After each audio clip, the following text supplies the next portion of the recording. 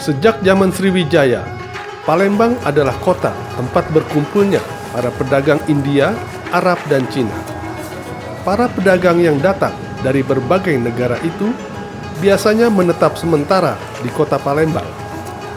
Mereka menetap lama untuk memperbaiki kapal, sambil menunggu cuaca bagus untuk berlayar. Jadi Palembang itu adalah kota dagang gitu ya. Kayaknya tuh hampir semua orang tuh mengetahui hal itu. Palembang itu dikenal sebagai kota dagang. Itu sejak masa Sriwijaya puncaknya ya. Berlanjut lagi itu di masa Kesultanan Palembang Darussalam, kemudian di masa kolonial dan masa revolusi hingga kemerdekaan itu juga Palembang tetap mendeklarasikan dirinya sebagai kota dagang.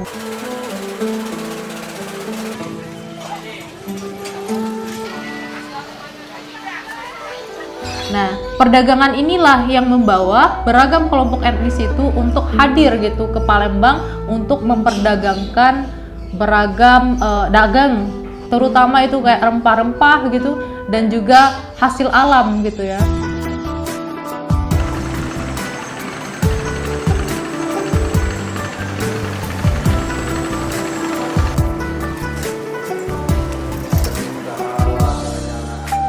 Nah, jadi kelompok etnis yang tadinya ingin berdagang kan pada saat itu kita sebut saja di masa Kesultanan gitu ya dan juga masa Sriwijaya itu kan alat-alat transportasi itu nggak secanggih sekarang kan.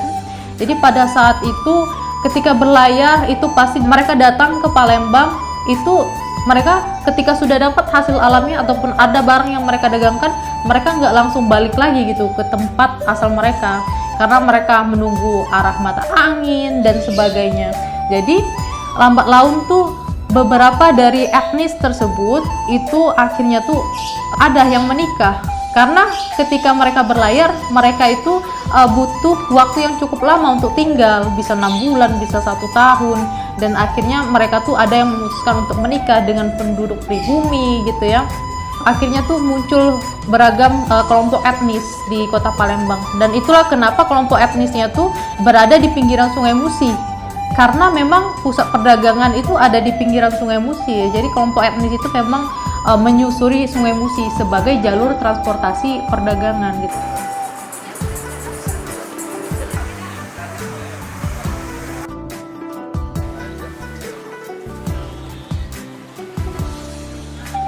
Nah, untuk etnis Arab itu biasanya mereka berdagang tekstil gitu dan mereka juga punya usaha pelayaran kapal gitu.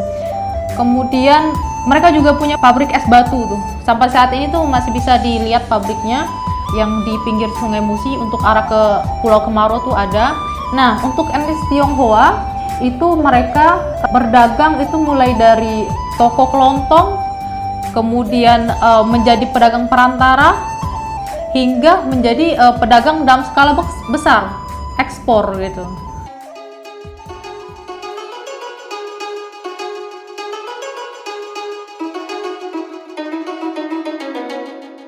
Rumah ini adalah salah satu rumah tua di kota Palembang. Berdiri di daerah yang dulunya merupakan tempat khusus komunitas warga Tionghoa. Sebuah rumah peninggalan seorang saudagar Tionghoa yang terkenal pada zamannya. Rumah ini dibangun pada tahun 1600-an mungkin juga menurut informasi dari kakek saya dan nenek saya. Sebelum 1600-an itu memang sudah dibangun rumah ini. Ya lebih kurang lah mungkin di bawah 1600-an, kita anggap 1600-an lah. Gitu. Mungkin 1601 atau 1602 atau itu.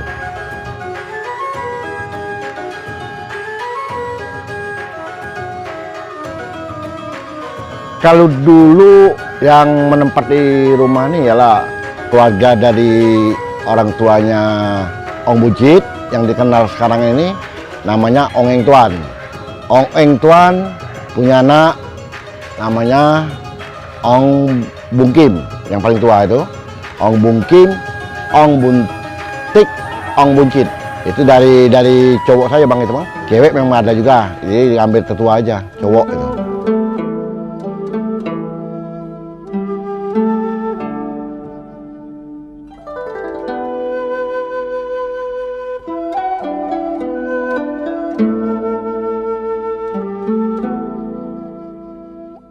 Kalau dulu banyak itu, banyak.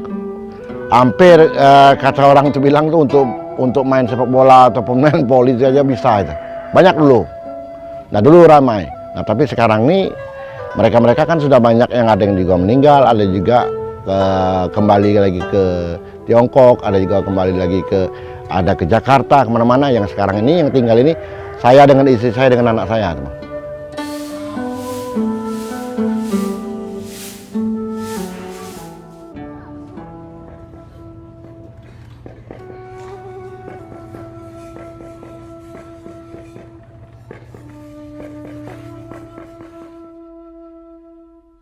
Kenapa bisa dikatakan nama Ong Buncit? Karena jadi gini bang, bisa dikatakan nama Ong Buncit itu karena orang tuanya dari Ong Buncit ini kan jago perdagangan, terkenal. Dan juga hubungan dengan orang-orang luar itu memang boleh katakan jago dia. Kan menurut cerita dari sejarah-sejarah katanya, orang-orang Cina ini kalau mau tinggal di darat atau gimana kan tidak bisa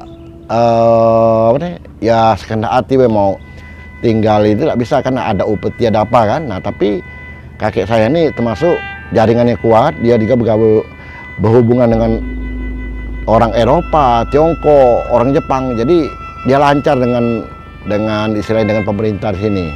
Nah maka dari itu nurunilah dari anaknya. Nah yang termasuknya yang dua ini kan agak kurang kan, tidak bisa megang mungkin dari harta. Nah maka dia menyerahkan sama nama Ong Buncit tadi. Maka itulah sampai sekarang nama Ong Buncit itu dipegang terus itu.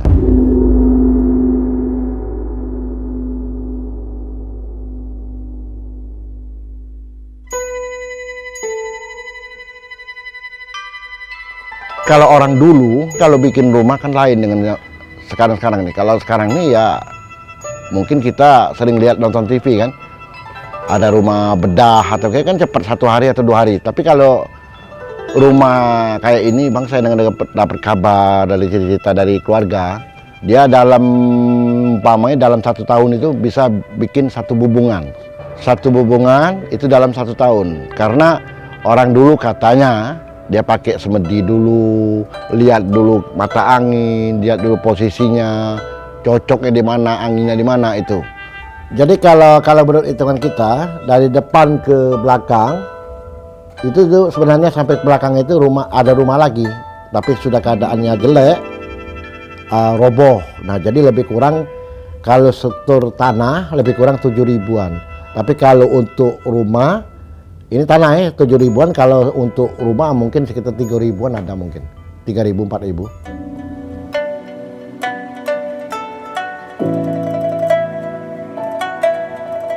Sampai sekarang pun kalau untuk bagian dalam itu bang sedikit pun kami tidak ada perbaikan. Nah maka itu kalau rumah kayu lain dengan rumah permanen batu, maksudnya lain itu. Karena apa? Dia rusaknya kalau umpamanya tidak dibenari ataupun tidak kita perhatikan hancur. Maka itulah rahasia rumah ini, begitu dia ada kerusakan sedikit langsung kita rawat. Maka itulah alhamdulillah sampai sekarang pun bertahan. Nah selain di depan ini posisi kan kena hujan panas kan, itu wajar kan. Tapi kalau di dalam ya alhamdulillah sampai sekarang pun kita tidak pernah satu pun kita ganti.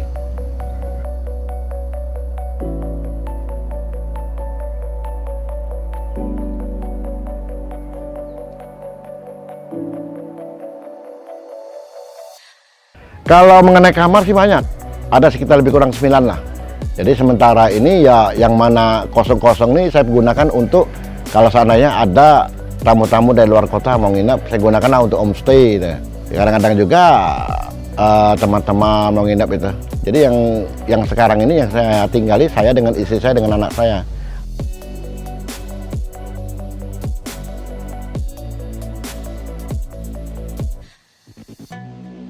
Jadi mengenai rumah ini sebelum ada pengunjung, memang rumah ini ya boleh dikatakan belum jadi destinasi istilahnya ngetop kayak sekarang kan. Kalau dulu-dulu ya memang sering banyak yang datang itu yang tahu aja. Satu yang kebetulan dari teman-teman maupun teman orang tua saya yang tahu datang sini. Di hadapan luas cakrawala, di teras basah menghampar, dia duduk mengajak bicara, bagaimana hidup setelah ku tiada.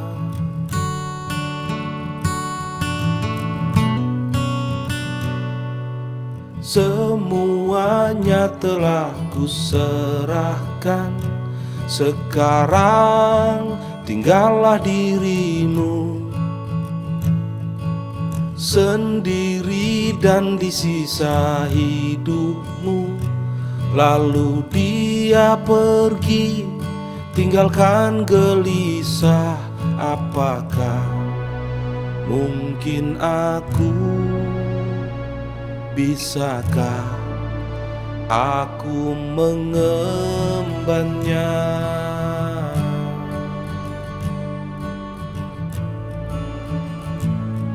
Berabad lamanya terjaga di hadapan. Ya, jadi sekitar tahun 2017 awal di Palembang itu dibentuk suatu komunitas untuk mendukung pariwisata, mempromosikan pariwisata. Yang bentuk adalah Kemenpar. Dan di Palembang waktu itu yang jadi ketua dari komunitas itu adalah saya. Terus kita di-challenge sama Kemenpar untuk bikin destinasi wisata yang baru, benar-benar baru, maksudnya dari yang belum terkenal jadi terkenal. Jadi challenge itu kita terima, tantangan itu kita terima, terus kita survei, cari tempatnya kayak gitu. Nah, salah satu tempat yang kita survei itu adalah rumah Ong Buncit ini.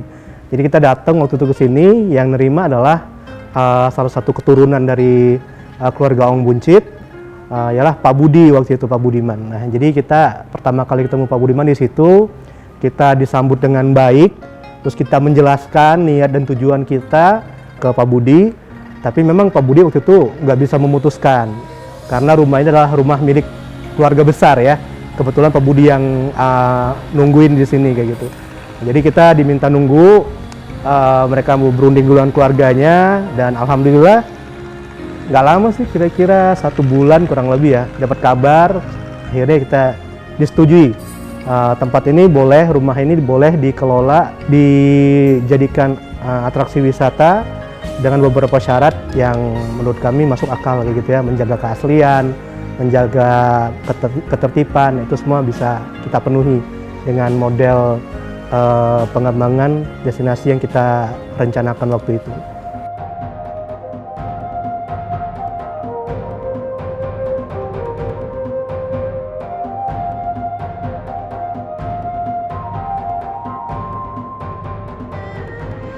Jadi syarat dari Kemenpar waktu itu nggak terlalu berat sih, cuma dia pingin tempat itu cakep aja dilihat di Instagram.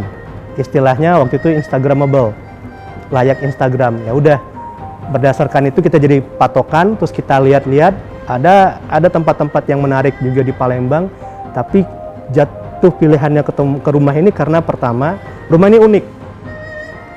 Ada tempat lain di Palembang yang pahatan ukiran rumahnya lebih bagus daripada ini, ada. Cuma hanya di sini kita bisa lihat ukiran yang bagus dalam bentuk perpaduan arsitektur Cina dan Melayu. Nah, itu yang nggak ada di tempat lain. Jadi itu yang membuat kita akhirnya memilih tempat ini. Yang kedua juga view ya. View-nya juga bagus karena dari rumah ini kita bisa langsung lihat ke Sungai Musi. Tapi ada lapangan dulu gitu. Nah, lapangan ini yang tempat yang mahal di Palembang. Karena di sepanjang Sungai Musi rata-rata di tepi sungai itu pasti udah jadi rumah semua. Tapi di sini enggak. Ini ada lapangan, sungai. Jadi selain ada rumah yang bagus, kita juga punya tempat, ruangan yang cukup untuk bikin kegiatan gitu. Dan juga dia punya dermaga sendiri, waktu itu masih dermaga kayu yang bisa menjadi akses langsung orang-orang dari seberang Ilir nyebrang naik perahu ketek ke seberang Hulu. Nah, kurang lebih 3 pertimbangan itu yang bikin kita akhirnya wah ini cocok nih bikin rumah di sini, bikin atraksi wisatanya di sini.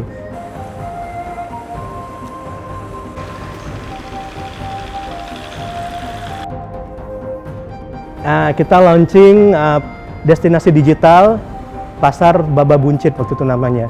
Jadi Baba Buncit itu adalah nama pasarnya, bukan nama rumah ini. Pasar itu kita gelar di halaman yang waktu itu masih paving block di depan rumah Saudagar Ong Buncit. Isinya apa?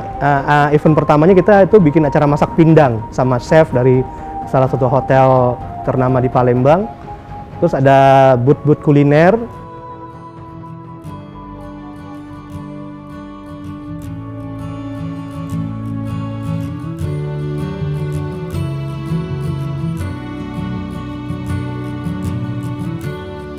Kreativitas, kerja keras, dan semangat bersama akhirnya membuahkan hasil.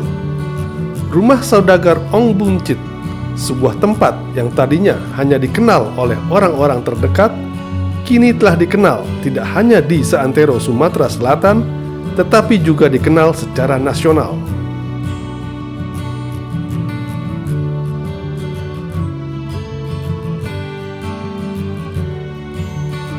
Dan kita senang setelah malamnya acara pulang, teman-teman ketek cerita bahwa biasanya Pak, saya dapat sehari paling maksimal lah 500.000. Di hari itu kita launching, mereka dapat bawa pulang uang 1.700.000 gitu. Nah, kisah-kisah kayak gitu yang bikin kita wah, jadi semangat ya, teman-teman capek tapi semangat gitu. Dan hal yang sama juga dirasakan oleh warga sekitar dan penghuni rumah Ong Buncit ini.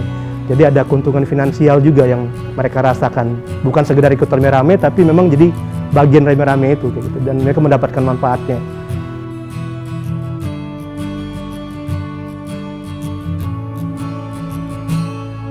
Ini merupakan salah satu bentuk daerah wisata yang tidak boleh sampai ditinggalkan atau dilupakan. Nilai-nilai sejarah dan kearifan lokal akan menjadi pembelajaran yang membuka cakrawala berpikir generasi Indonesia, generasi Palembang, generasi Chinese yang ada di Palembang, menunjukkan bahwa inilah nilai-nilai memartabatkan manusia dengan mempertahankan sejarah catatan hidup manusia.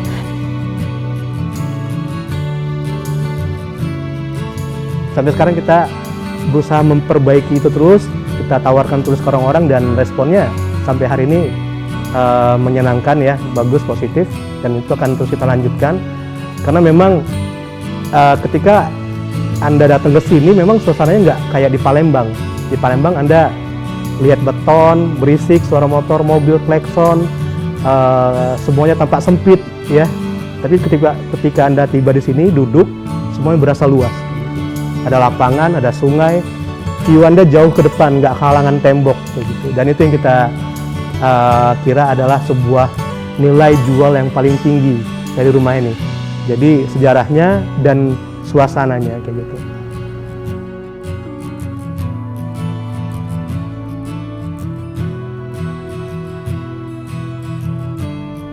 Ya terima kasih ya, alhamdulillah nggak ada kendala lah.